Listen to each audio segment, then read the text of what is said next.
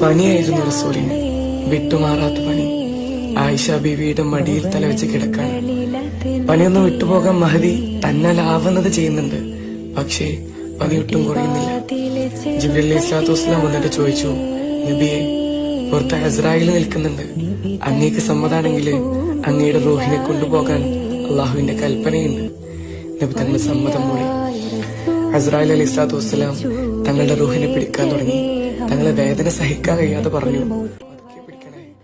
മറുപടി ഇതായിരുന്നു, നബിയെ, വെണ്ണയിൽ നിന്നും നൂല് വലിക്കുന്നത് പോലെയാണ് അങ്ങയുടെ റൂഹിനെ പിടിക്കുന്നത്.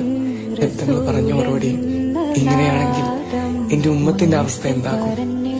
അങ്ങനെ മദീനയിൽ ആ വാർത്ത പരന്നു, നബി തങ്ങൾ വഫാത്തായിരിക്കുന്നു. എവിടെയും സങ്കടങ്ങൾ അലത്തല്ലി. ആർക്കും വിശ്വസിക്കാനായില്ല. ആരാണ് എന്റെ നബി വഫാത്തായി എന്ന് പറയുന്നത്? അവരുടെ തല ഞാൻ വെട്ടുമെന്ന് ഊരി പിടിച്ച വാളുമായി ഉമർത്തങ്ങള് ലക്ഷ്യമില്ലാതെ പറഞ്ഞു നടന്നു. നബിയില്ലാത്ത മദീന എനിക്ക് കാണണ്ട, എന്റെ കണ്ണിന്റെ കാഴ്ച നീ എടുത്തു കളയണേ എന്ന് ഒരു സ്വഹാബി. ജീവനായിരുന്നു നബി.